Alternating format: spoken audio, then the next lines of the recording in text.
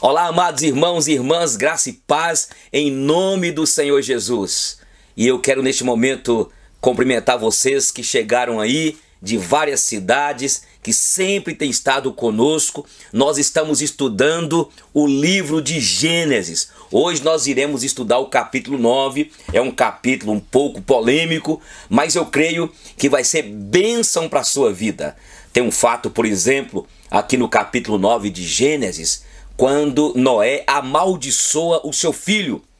E a argumentação que a gente aprende desde a nossa tenra infância espiritual, quando a gente converte na escola bíblica dominical, nos ensinaram que o filho de Noé, quando Noé estava embriagado ali, totalmente bêbado, ele bebeu muito vinho. Noé tinha uma vinha e ele bebeu muito vinho e ficou bêbado. E o seu filho então vê o seu pai nu e não cobre o seu pai, o expõe para seus irmãos, chamando os seus irmãos. Mas será que é isso mesmo? Só porque o seu filho viu nu e o seu pai amaldiçoou? Tem várias teorias, inclusive, que o seu filho Cã tinha tendências homossexuais e foi lá, aproveitou que o seu pai estava bêbado e manteve relação sexual com ele. São várias teorias, mas nós vamos chegar lá. Tem também a questão, será que é errado o crente, a irmã crente, tomar anticoncepcionais, colocar um DIU? Será baseado aqui na Bíblia? O que Deus quis dizer, crescei e multiplicai? É pecado, então, a mulher fazer a ligadura? O homem também praticar o método de vasectomia, igual eu fiz e muitos homens fizeram? Nós iremos estudar hoje o capítulo 9 de Gênesis. Estamos estudando então o capítulo 9 de Gênesis. Eu quero convidar você para abrir então aí Gênesis capítulo 9. Gente, enquanto você abre aí, é preciso lembrarmos quem escreveu o Pentateuco, os 5 livros aqui, foi Moisés. Então, todas as vezes, nós temos de aprender o seguinte: todas as vezes que lermos um texto, nós temos de depreender o seu contexto, o que o autor, o escritor, queria dizer dentro daquele contexto. Por quê? Senão, nós cometeremos erros, falaremos heresias e fazemos o povo de Deus errar. Não é verdade? A aliança de Deus com Noé. Versículo 1. Abençoou Deus a Noé e a seus filhos e lhes disse: sede fecundos, multiplicai-vos e enchei a terra. Eu vou lendo alguns versículos e nós iremos compartilhando neste estudo aqui do capítulo 9 de Gênesis. É interessante, a pergunta continua então: é errado a mulher que tem 2, 3 filhos resolver então utilizar o método, um anticoncepcional? É errado ela fazer a ligadura? Alguns, inclusive padres e até pastores, por não conhecerem o que o texto está expondo, acabam dizendo que é pecado. Ora, gente, este texto aqui, é interessante que quando Deus fala crescei e multiplicai e sede fecundos, fala lá, quando Deus faz o homem a sua imagem e semelhança, e aí Deus dá ordem para que o homem, o casal, multipliquem a primeira vez. Depois no capítulo 8 que eu falei a semana passada. E agora aqui, quando Deus abençoa Noé, a terra está totalmente virgem, todos haviam morrido, e Deus queria então que novamente, porque primeiro foi no início de tudo, quando Deus fez Adão e Eva. Depois no capítulo 8, que na verdade antecipa que o capítulo 9. Não é errado fazer isso, irmão. O texto você tem de ler dentro do seu contexto. Não é errado utilizar os métodos anticoncepcionais. Quando alguém fala do DIU, aí precisa de estudar certinho outros métodos, porque quando há fecundação, é bom entendermos, quando há fecundação, ali é uma vida.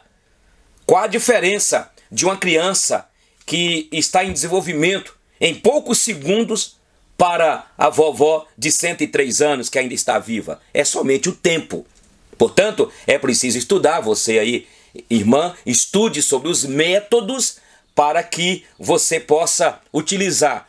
Resposta: aqui não está condenando. Aqui é uma necessidade da povoação da terra. Versículo 2: pavor e medo de vós virão sobre todos os animais da terra e sobre todas as aves dos céus, tudo que move sobre a terra e todos os peixes do mar, nas vossas mãos serão entregue. Tudo o que se move e vivo ser-vos-á para alimento, como os dei a erva verde, tudo vos dou agora. Versículo 2 está falando do pavor que os animais, que todos os seres teriam do homem. E tudo isso é claro desde lá de Gênesis aqui, capítulo 3, quando Deus amaldiçoou a terra. É interessante que Deus havia enviado para Adão os animais. Quem colocou o nome nos animais foi Adão. Deus que os levou.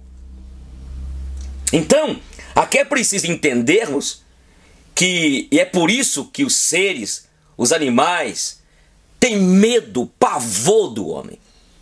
Aí eu quero dizer, o capítulo 8 de Romanos, quando diz que a própria natureza, ela geme, ela grita na expectativa de ser um dia redimida, como também nós todos gritamos, como filhos de Deus, que conquanto fomos alcançados pela graça, mas ainda não adquirimos a perfeição, e não ainda adquirimos também um corpo incorruptível. E é por isso, como diz Santo Agostinho, que ficamos inquietos e só estaremos aquietados quando estivermos mesmo para sempre com o Senhor.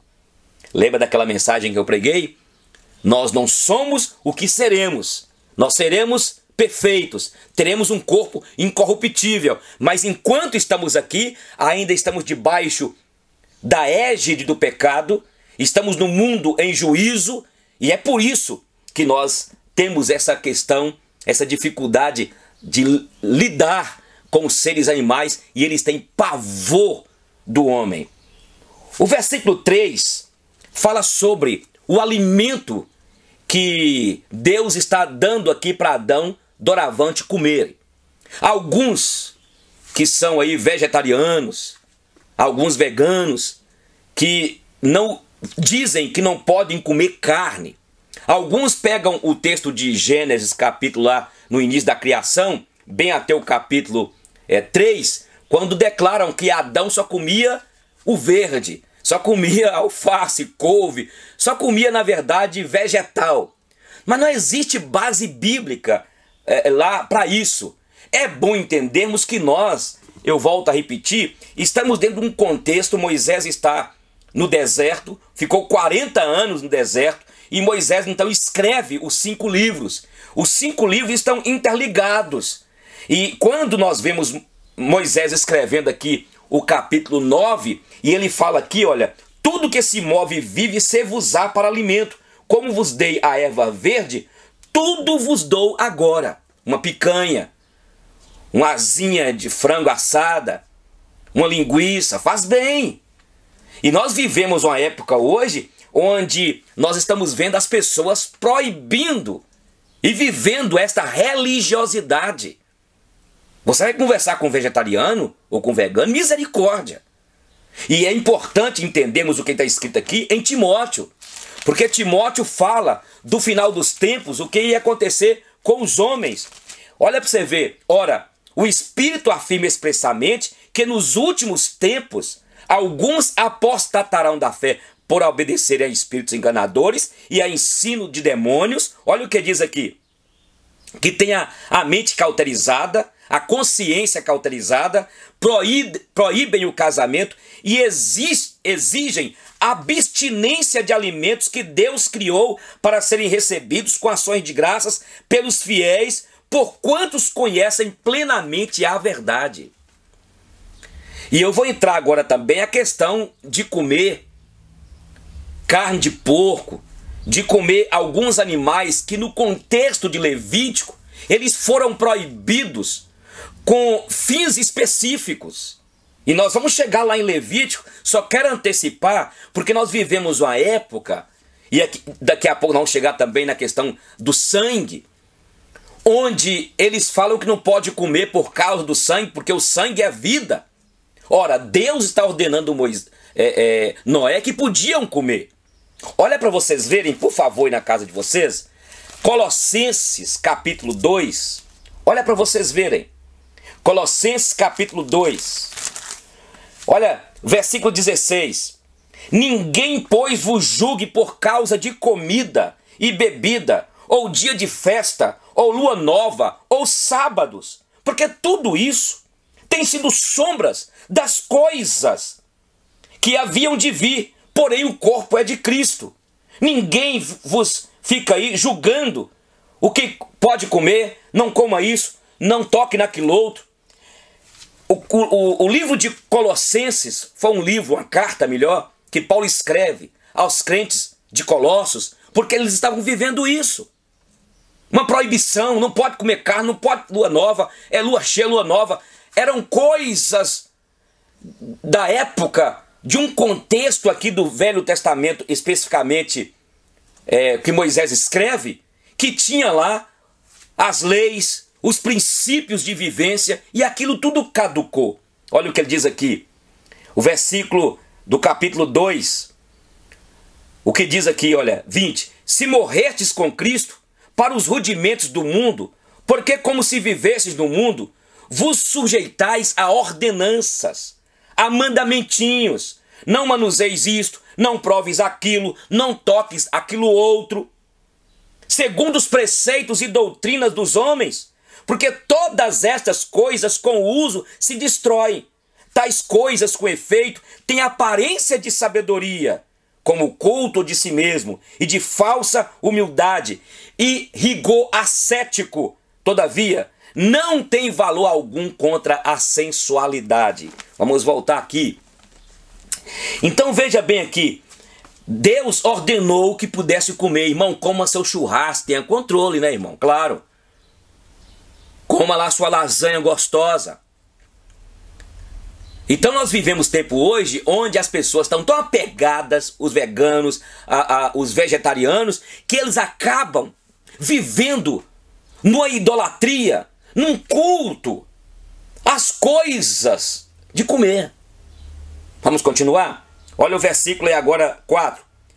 Carne, porém,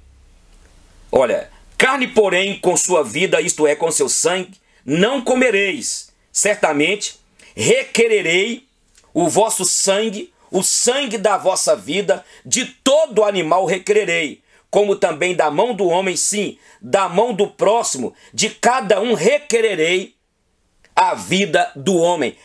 No contexto aqui específico, Deus está falando e queria ensinar aquele povo, era uma metáfora para ensinar aquele povo a importância da vida. Deus não está dizendo aqui agora, inclusive a Testemunha de Jeová, que não pode fazer transfusão de sangue, porque eles creem que a vida está no sangue e você... A verdade, gente, é que Deus está mostrando aqui para poder ensinar aquele povo, principalmente mais na frente, que a vida, quem tem o poder sobre a vida é Ele, é Deus.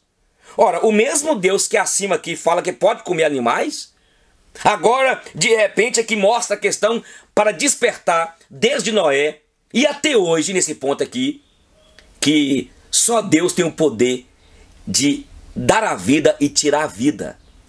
Por isso que nós trabalhamos aqui contra o aborto.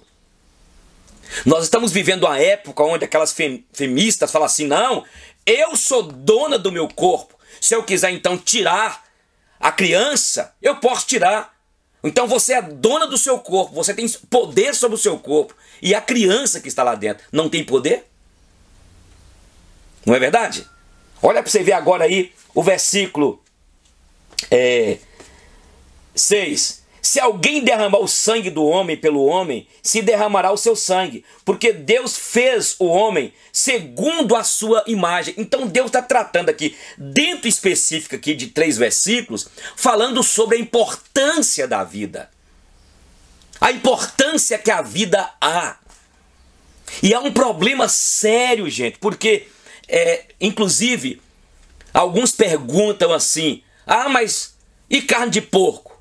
Vocês lembram quando Deus mostrou Pedro aquela visão que um lençol descia com animais? Lá estava frango, lá estava um peru, lá estava um cocá, mas lá estava também um porco com unhas fendidas. E naquele momento Pedro então pega e rejeita, mas Deus está dizendo, pega Pedro e come, o que eu santifiquei está santificado. Irmãos, Deus escreveu algo no passado para instruir aquele povo. Inclusive eu esqueci o nome da socióloga, que ela expõe o Levítico, mostrando que naquela época não tinha sistema de saúde, não tinha vigilância sanitária, não tinha toda essa estrutura que hoje há nos países. E quando a gente volta, por exemplo, algum tempo na Europa, casos terríveis, por exemplo, eu tenho um caso de uma rainha que ela banhou 2 vezes só no ano, quando nasceu e quando morreu, porque eram tabus que existiam naquele contexto, porque faltava ensino. Deus já havia instruído o seu povo aqui, de uma maneira tão maravilhosa. Quando você vê o livro de Levítico, nós vamos chegar lá, quando dizia que a mulher, quando gerava a criança, se era uma mulher, ficava 15 ou 21 dias purificando, quando era homem era 7 dias. Tudo aquilo tinha um propósito. Aí tem igreja hoje que fica homem de lado e mulher do outro lado. Porque naquela época diz que não podia a mulher ficar junto com o homem, tinha que ficar em lugar separado. Se nós não tivermos compreensão hoje de ler um texto e tentar interpretar o texto dentro do seu contexto, nós iremos nos transformar uma comunidade em seitas, em heresias, entende? Veja bem, o que Deus disse que podia comer. Ô pastor, e como é que fica, por exemplo, São João? Como que fica, por exemplo, e aí foi a pergunta dos crentes em 1 Coríntios 10, porque eles faziam lá galinha, sei lá, animais, e sacrificava lá, era como se fosse a macumba a um deus, a uma divindade, aos demônios. E os crentes perguntaram para Paulo, Paulo, e como é que fica isso? Pode comer? Paulo falou assim, pode comer. É só orar, consagrar, abençoar em nome de Jesus. É a nossa interpretação hoje. A não ser pela consciência do meu irmão que ele pode ficar ferido, porque ele não tem maturidade. Então sabe comer uma coisa? Eu me lembro uma vez, nossa igreja, chegou essas pessoas meio passadas da cabeça, chegou lá, quando estava oferecendo o cafezinho, ele falou assim, ô pastor Eugênio, peraí, esse café, de qual é café aqui? Qual a marca dele? Eu falei, sei lá, cara, deve ser Letícia, deve ser o café aí, é o café Três Corações. Não, porque o café tal, ele foi consagrado ao capeta, ao demônio. Eu não posso tomar café não. Isso é o que, irmãos? Diabo não tem nada, o demônio não tem nada, meu irmão. É igual a maionese, alguém diz que a Hellmann's lá era entregue ao Satanás, ao demônio. Meu irmão, compre. Se tiver outro, tudo bem, não é? Mas se você gosta, consagre, abençoe, porque tem um cara de crente mente tapada, meu irmão. Maior é o que está em nós, maior é o que corre dentro do nosso espírito, que é o Espírito Santo de Deus. Tudo que Deus fez para nós usufruirmos, e é Ele que está ordenando. Eu vou chegar lá, hein? Eu vou detalhar mais que nós chegarmos lá. A questão da transfusão de sangue. Como é que fica isso? Teve um juiz do nosso país determinar que o menino precisava e estava lá com o câncer e o juiz determinou que houvesse a transfusão de sangue. E como é que fica a questão da medula, que precisa ali ter alguém compatível? Gente, a palavra de Deus, ela não nos confunde quando nós temos pessoas preparadas, discernimento do Espírito Santo de Deus para nos instruir. Vamos seguir em frente? Aqui diz 7, mas sede fecundos e multiplicai-vos, povoai a terra, multiplicai-vos nela. É interessante, quando nós formos estudar na frente, Deus havia falado com Noé aqui, com a descendência de Noé, que eles se espalhassem, fossem para tudo quanto é lugar, e multiplicasse. e fossem fecundos, porque Deus queria que a terra fosse povoada. Houve um momento que a descendência de Noé estava na Babilônia e não quis sair, não quis. Deus teve de usar sobre eles de taca para que eles pudessem então crescer e multiplicar. É outra coisa. Você talvez casou tem tempo e fala assim: não, eu não quero ter filho não, pastor, porque o mundo está muito difícil. Eu só te sugiro, ore a Deus, para que Deus te liberte talvez de um trauma, de algum problema na infância, de algum abuso. Nós somos do Senhor, gente. Entendeu, minha irmã? Irmã, escuta bem, você está aqui, Deus te transformou, presta atenção. Se você nasceu de novo, essa palavra é para você, e o Espírito Santo vai pegar essa palavra e traduzir em compreensão e em despertamento para você.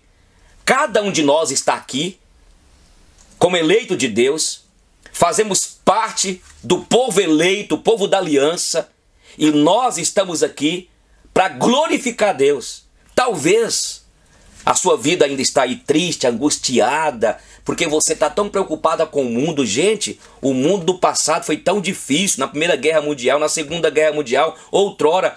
O problema é que as pessoas querem ganhar os seus filhos para serem seus deusinhos. De repente Deus tem para você gerar, para você ter um filho, para você multiplicar.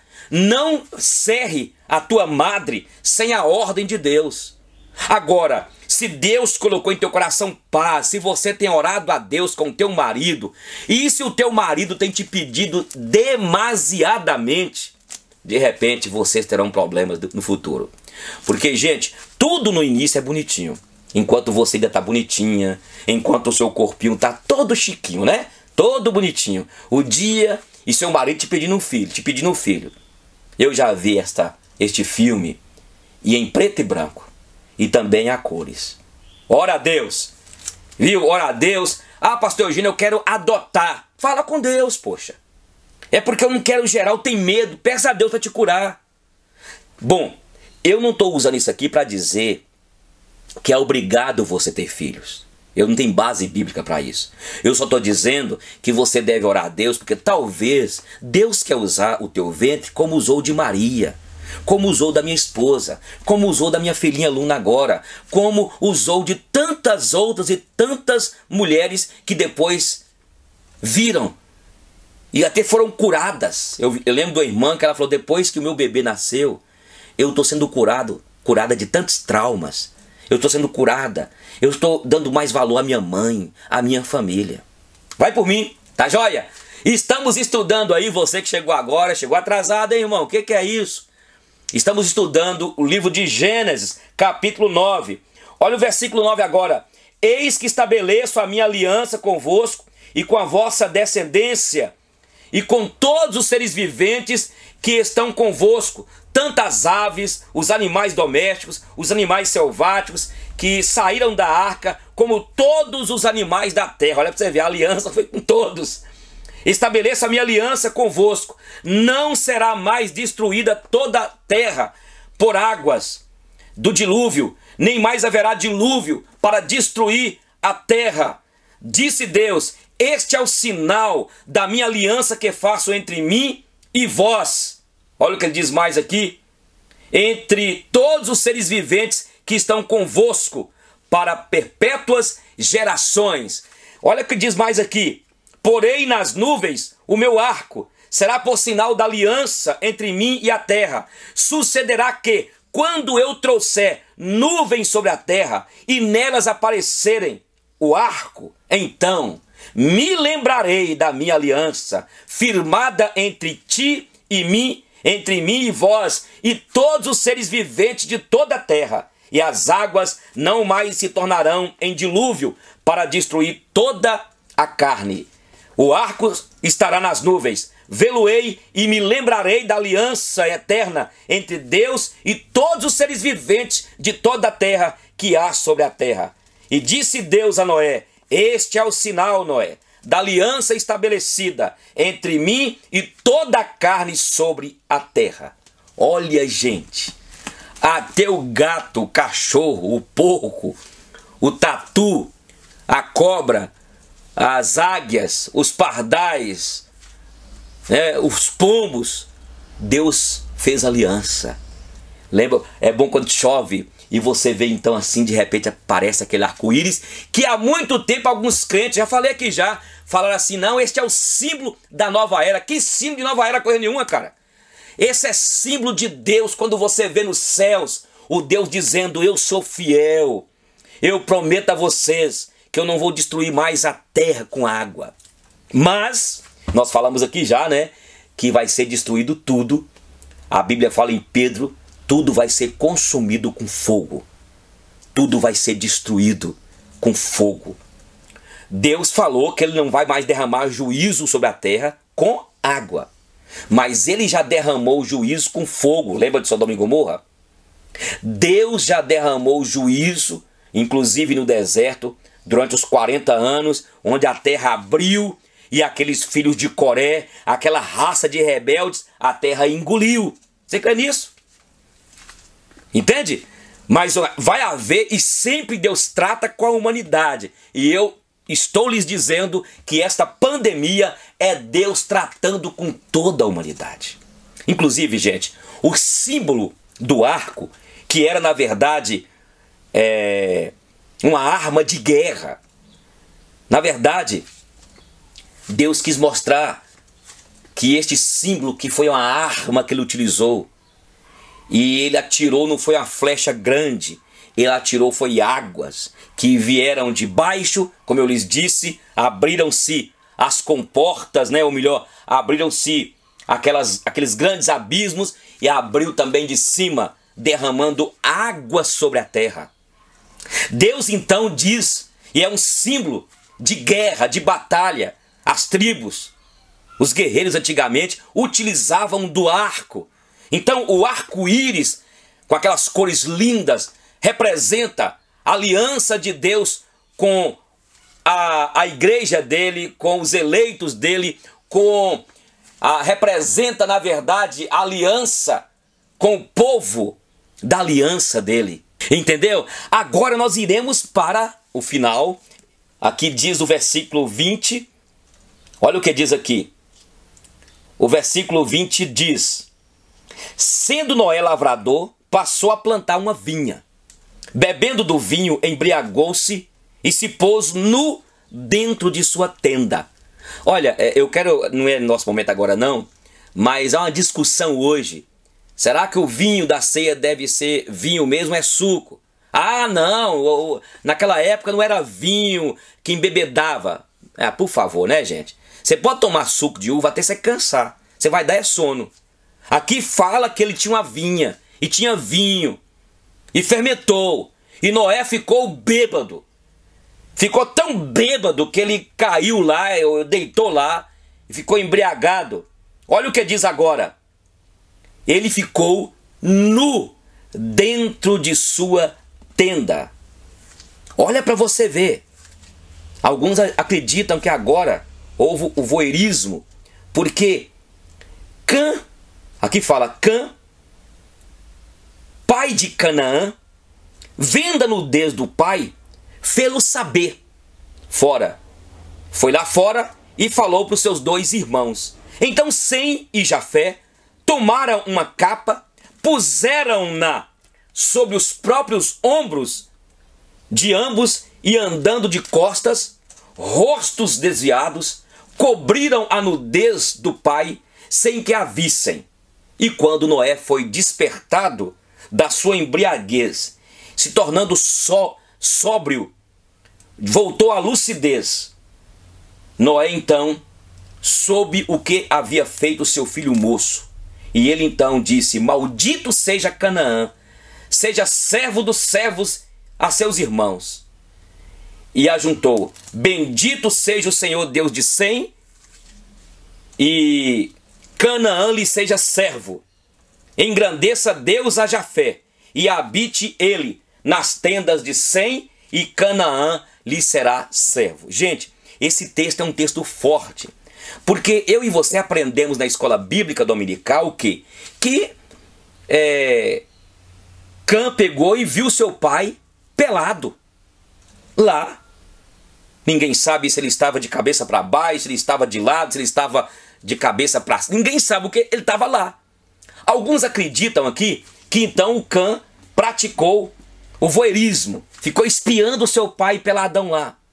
Alguns acham que ele tinha, na verdade, uma certa tendência homossexual, ficou vendo, e ali ele volta e começa e chama seus dois irmãos e fica rindo e faz chacotas. Os seus irmãos vão lá, nem quer ver o seu pai, pelo contrário, ele vai lá, eles pegam uma capa que se cobre e vão lá e cobrem os seus pais, o seu pai.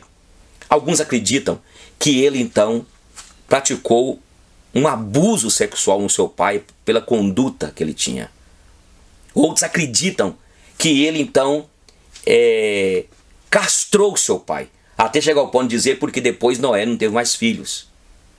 A verdade é que ninguém sabe o que aconteceu. Contudo, mais de, eu diria, aí, uns 90% de teólogos das teorias acreditam que certamente houve ali, possivelmente, um abuso onde Cã manteve uma relação íntima com o seu pai, porque o texto fala que quando o seu pai olha para si mesmo e ele vê o que o seu filho havia feito com ele, será que havia cortado a genitália dele? Será que o filho havia feito alguma marca? Ninguém sabe. O que a maioria acreditam é que ele teve um relacionamento com seu pai e por isso o seu pai o amaldiçoou. Ele desonrou o seu pai. E o seu pai o amaldiçoou e ficou então a descendência dele serva da descendência dos seus irmãos. Ninguém sabe, eu volto a dizer aqui, é polêmico isso, mas é preciso entendermos, lermos o texto, e tem horas que o texto não nos fala muita coisa. É preciso então a gente não tomar posição e apenas expor as posições que existem. Uma é que ele castrou seu pai. Segundo, ele praticou o voyeurismo, ficou olhando lá, espiando seu pai. Havia então uma tara sexual. Havia então a mente perturbada desde aquela época. Interessante, né? Não é nem por ver coisas, não é nem por ver pornografia, se é isso aqui. Mas terceiro, acreditam que ele manteve mesmo uma prática homossexual com seu pai, abusou do seu pai, aproveitou da inocência, que seu pai estava embriagado. Quando seu pai acorda, aí o seu pai fica irado e o amaldiçoa. Esta é a maior compreensão de muitos. Eu, na verdade, me aquieto. Aquilo que a Bíblia não especificou é igual acontece em Gênesis, no capítulo 3 de Gênesis, capítulo 2, quando alguns argumentam que Adão e Eva comiam só vegetais, eles eram vegetarianos. Ora, entenda o texto como um todo, entenda o livro como um fechamento como um todo. Quem está escrevendo tudo é Moisés. Mas o fato é que ver só o pai no lar, ver o seu pai nu, sabe? Não é muita coisa naquele contexto também. Por que os filhos, então os outros dois, chegaram e cobriram com aquela túnica? Certamente havia algo tão absurdo, que descaracterizou dentro do comportamento daquele filho, que os irmãos tiveram de ir lá e cobri-lo. Gente, que Deus abençoe vocês. Nós iremos estudar o capítulo 10. Leia em casa. Se você quiser fazer alguma pergunta, pode fazer a pergunta, nos manda, entre no Cromos aí, participem conosco. Nós estamos nessa caminhada, não deixe de assistir. Nós temos feito algumas séries, falamos sobre o cristão e a pandemia. Agora fizemos outra, não sei se você assistiu, sobre conflitos no casamento. Muito obrigado a todos vocês. Olha, eu não tenho de falar isso aqui. Nós estamos reunindo só até 103 pessoas na igreja. Nós temos pela manhã um grupo que já deu os nomes. E também à noite. Nós temos deixado pelo menos uns 15 locais abertos, porque alguns visitantes podem ir para que estejamos juntos. Gente, olha, um beijo no coração.